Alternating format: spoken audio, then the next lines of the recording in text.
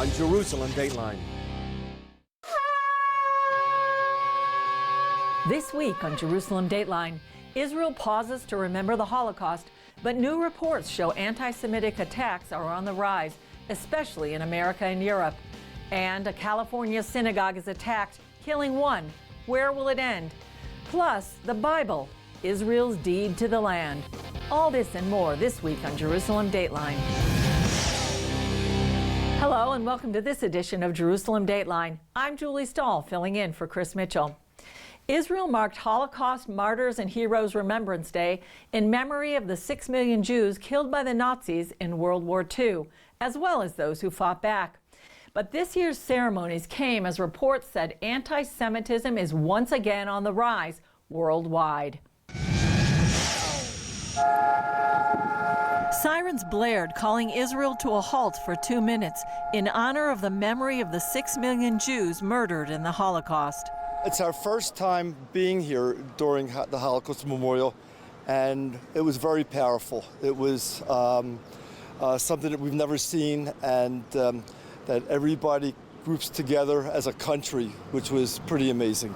I was praying for peace and everything, and I was thinking about all of the Holocaust and the victims. All the world, we need to remember this day, but I'm very sad that every day I think the memory is going and going down. So my children don't know nothing about the Holocaust. These brothers from California said they didn't study about the Holocaust in school, but they knew what it was about. We freeze. Because remember of the Jews that were in the war that died, so it doesn't happen again. My dad just told me about it, and also I think of my great-grandmother, Babi Ida, who survived the Holocaust. Events began the previous night when the Israeli flag was lowered to half-mast at Yad Vashem's Holocaust Memorial in Jerusalem. Israeli Prime Minister Benjamin Netanyahu and President Reuven Rivlin addressed the opening ceremony of Holocaust Martyrs and Heroes Remembrance Day. Both spoke about growing anti-Semitism and the need to fight it. We live in a paradox today.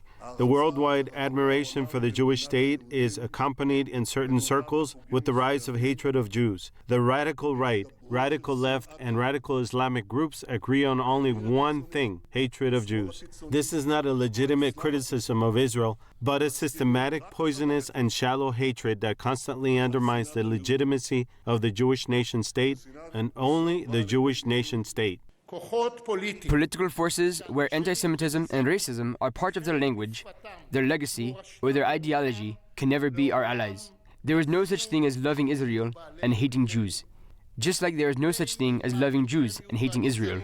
Israel remembers the Holocaust every year according to the Hebrew calendar on the anniversary of the 1943 Warsaw Ghetto Uprising. Though the Jewish fighters were almost all killed, it marked a shift in thinking from victim to fighter. Later, it helped shape Israel's national identity, symbolizing strength and the fight for freedom in the face of death. Israel is calling on the world to take renewed action against anti-Semitism. This comes after a spike in hateful acts, including the recent deadly attack on a U.S. synagogue, the second in just 6 months. Barely 6 months ago, we saw the worst attack on Jews in American history. We spoke about it right here. From the Tree of Life Synagogue in Pittsburgh to the Chabad Synagogue in Poway, California, anti-Semitism is no longer a fringe bigotry in the U.S. Israel's UN ambassador Danny Danon spoke just days after a 19-year-old gunman fired on worshipers in the Chabad synagogue in California, killing one woman and injuring 3 others. It was eerily similar to the October tragedy in Pittsburgh, where another lone gunman attacked a synagogue, killing 11. Both had posted anti-Semitic remarks online prior to their actions. Then, as now, all the right people are saying all the right things. They express their sympathies and call for an end to this violence and bigotry. But it seems we have learned nothing from the Pittsburgh attack, and we're likely to continue to do nothing following the attack in San Diego. Danon wants action, saying the time for just talk is over. Those who engage in anti-Semitism must be punished. Whether it's here at the UN, political leaders, or college professors, it doesn't matter. Until it becomes criminal, this bigotry will persist. Meanwhile, the Anti-Defamation League released statistics showing that anti-Semitic acts in the U.S. alone more than doubled in 2018. American Jews say the Jewish community must be brave and careful. I think we always have to be vigilant. Needless to say, to be American and Jewish, it's an incredibly comfortable thing. This is the greatest place in the world to be if you're Jewish, but doesn't mean that everyone in the country necessarily feels that way. We have to protect ourselves and our family. And when we go to synagogue, particularly during high holidays, we now have security, and I'm always looking around to make sure that I recognize most, if not all, the people in the synagogue. Researchers at Tel Aviv University confirmed the spike on a global level.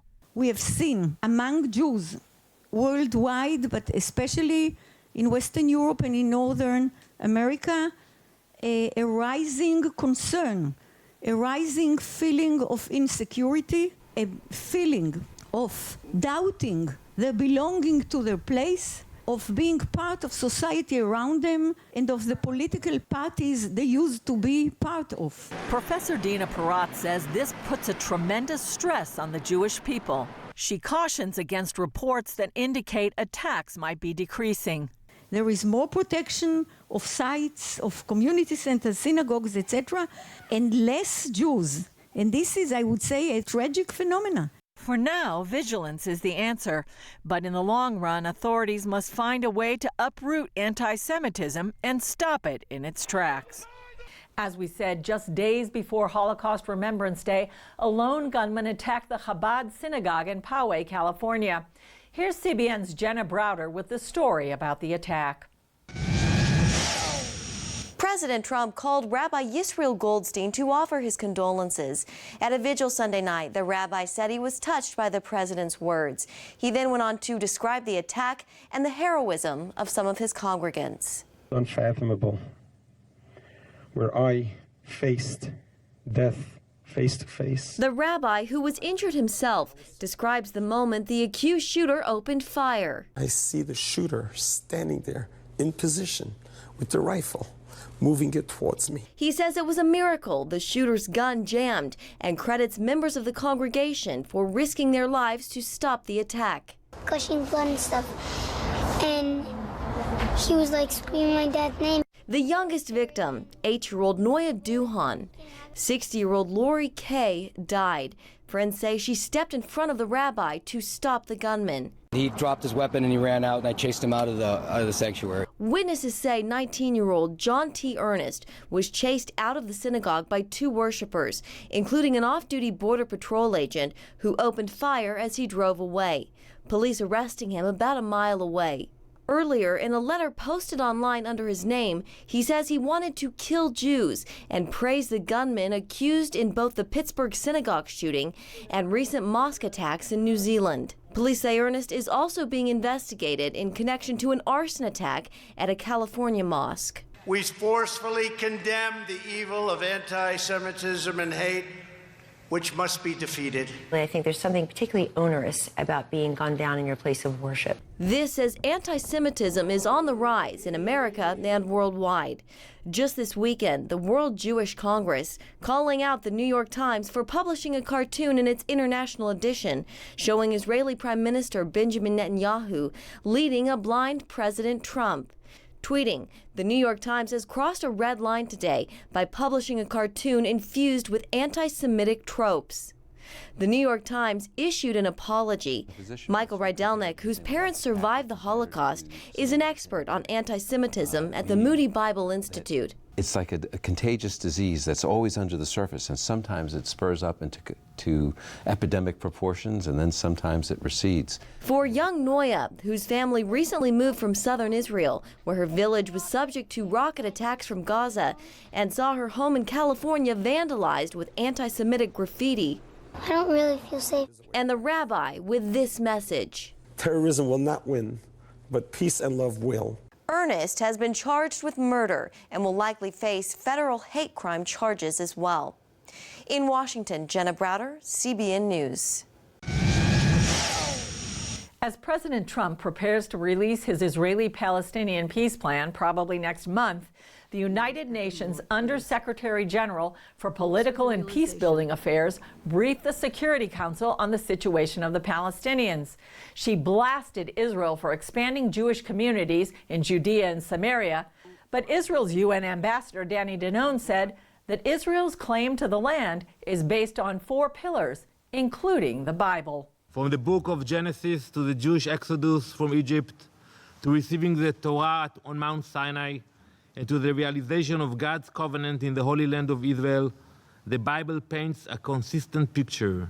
The entire history of our people and our connection to Eretz Israel begins right here.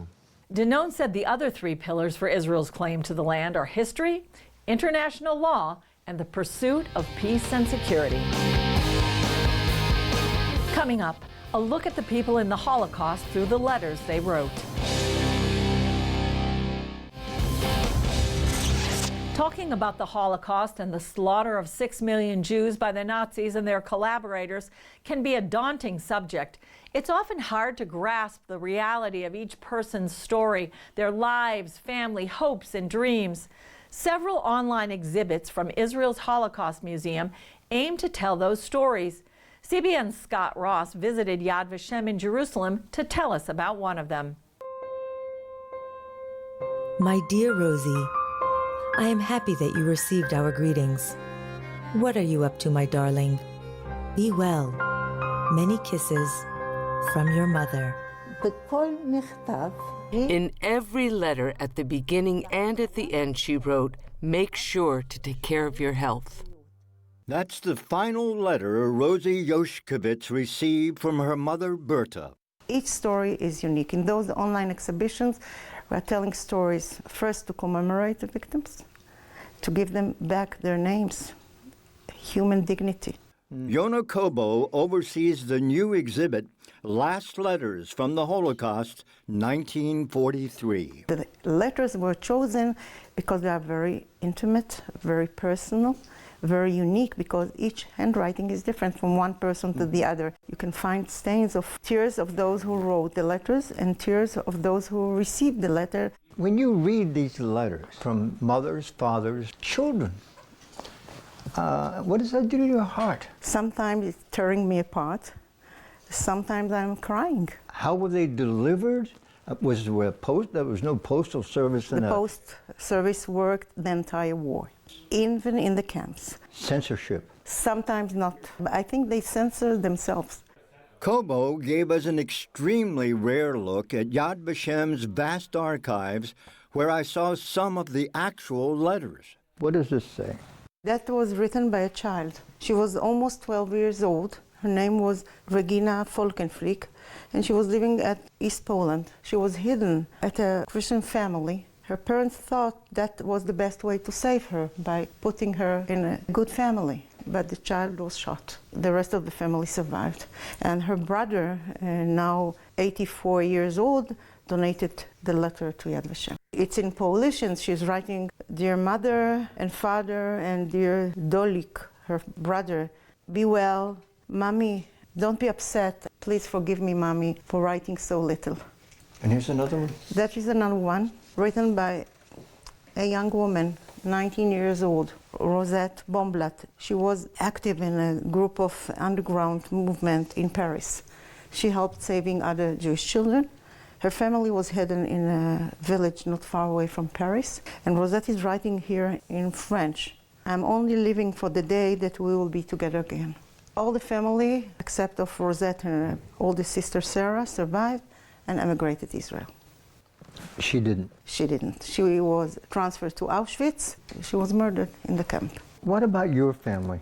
My mother was born in Germany, and she has been through a ghetto, a labor camp, and a very, very long death march. She marched 800 kilometers by foot. My father survived Auschwitz, and they met after the war was over. And when I was older, like 35 years old, my father remembered to tell me his secret. He was a widow when he met my mom. He lost his first wife and baby daughter in Belzitz. I just recently found the name of his daughter. This online exhibit is just one of many at Yad Vashem, the main collection of Holocaust documentation in the world. So one of the main missions of Yad Vashem is to collect into one place all the documents, all the evidence about the fate of Jews during the Holocaust. It was the first intention of Holocaust survivors the first day after the war was ended. Dr. Chaim Gertner is director of the archives. We understood that the Nazis not only planned to murder the Jews, but also understood or wanted to annihilate, to erase our ability to know who were they and what happened to them. Erase their memory. So this is why Yad Vashem decided as one of its most important missions to collect all those pieces of huge puzzle of our joint history into one place.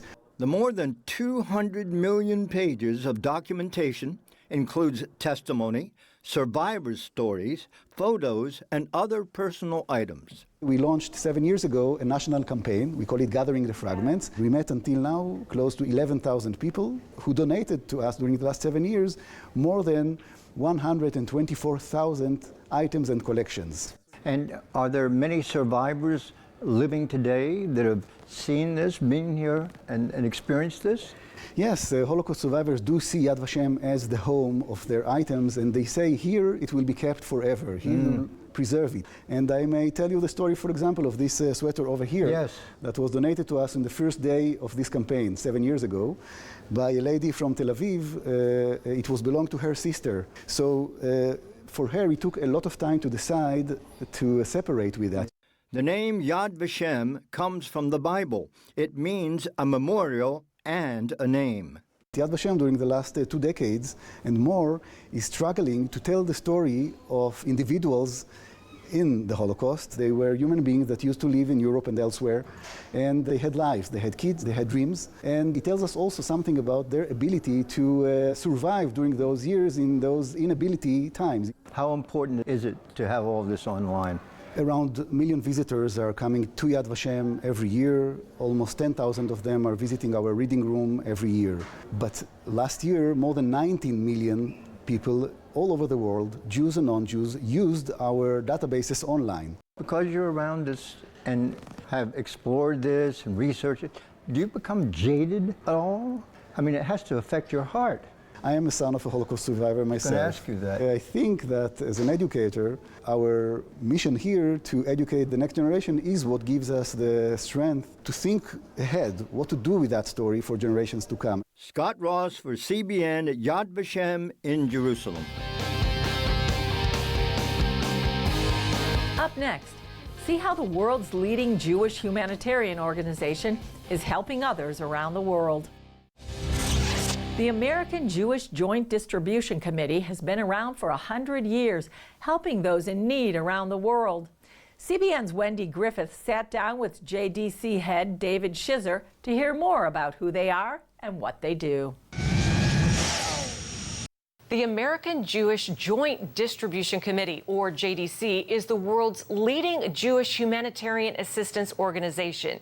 JDC is at work in more than 70 countries, feeding the hungry and helping those in hardship or danger. Here now to tell us more about the work of the JDC is its CEO, David Shizer. David, welcome to the program. Thank you, Wendy. It's a pleasure to be here. Well, a lot of people have not even heard of JDC, so tell us a little bit more about your organization. It's been around for 100 years, is that right? Absolutely. We were founded just at the beginning of World War I. Wow. The American ambassador to the Ottoman Empire, Henry Morgenthau, became very worried about Jews who were living in what was then Palestine. And he sent a telegram to friends in New York saying, we've got to do something to help these people. And so JDC was born. Well, JDC has projects going on all over the world. One interesting project is helping Ethiopian farmers. Tell us about that. Ethiopia has 99 million people, and 80% of them make their living through agriculture. Right. So farming is a crucial part of life in Ethiopia. The good news is that Israel has developed all kinds of exciting technologies to enhance crop yields. And so what we're doing is we're bringing this expertise to Ethiopia. You also do a lot of work with poor Jews in the former Soviet Union. Tell us what you do there. So these are the poorest Jews in the world, and there are 93,000 people there that we help with food, medicine, and home care. About half of them are Holocaust survivors, and so we are the care provider for the Claims Conference, which provides Holocaust restitution, and we also help another 50,000 people. But if you think about it, these people are living on pensions as low as $2 a day, and without the food and medicine and home care that we provide, many of them wouldn't be around. Now, JDC also responds to disasters wherever they strike around the world. Is that right?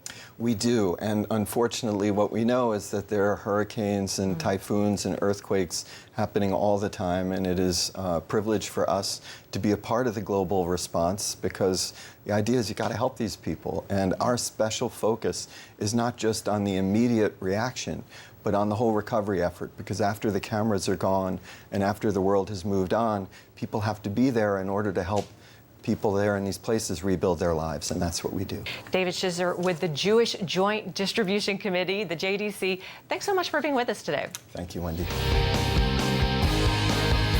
Still ahead, we head to the streets to ask Israelis if there's hope for the future.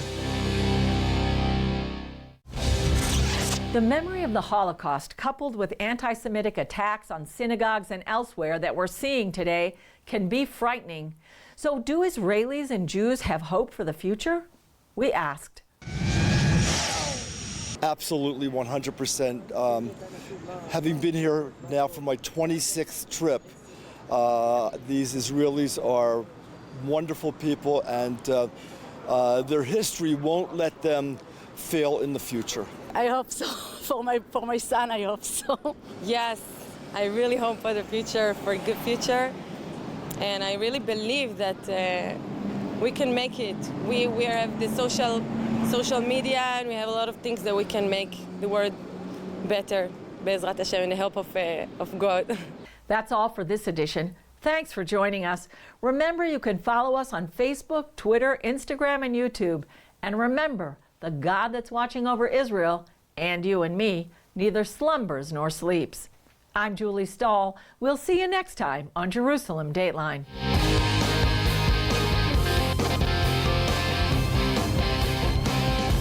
On Jerusalem Dateline.